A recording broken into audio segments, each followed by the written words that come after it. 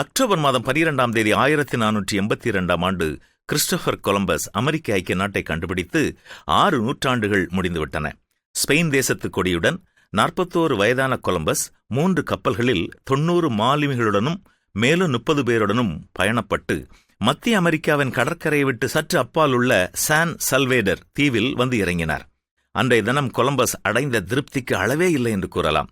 நெசவுத் தொழில் செய்த தகப்பனாரை விட்டு புதிய ஒரு தொழிலுக்குள் சென்ற கொலம்பஸின் முயற்சி தோல்வியுறும் அல்லது அத்தனை பேரும் மடிந்து போவார்கள் என்ற வார்த்தைகளை தாண்டி அவர் பெரிய ஒரு கண்டத்தை கண்டுபிடித்தார்.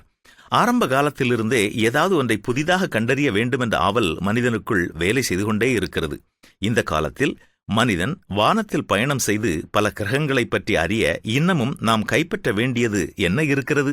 நாம் அனைவருமே ஆராய்ந்து அறிந்து கொண்டே இருக்க வேண்டிய ஒரு பகுதி உண்டு. ஆம், நமது மனதையும் நமது ஆத்மாவையும் நாம் ஒவ்வொருவரும் அடிக்கடி ஆராய்ந்து பார்த்து தீமைகளை அகற்றி நல்ல எண்ணங்கள் வளர்ந்து பெருக முயற்சி எடுக்க வேண்டும். தேவனே என்னை ஆராய்ந்து அறிந்து கொள்ளும், வேதனை உண்டாக்கும் வழிகள் உண்டோ என்று பார்த்து நித்திய வழியிலே என்னை நடத்தும் என்று இறைவேண்டல் செய்யவும் அவர் காட்டும் புதிய வழியில் அனுதினமும் முன் செல்ல வேண்டும். விட்டுவிட வேண்டிய வழிகளை விட்டு திரும்பு, அதுவே பேரானந்தம்.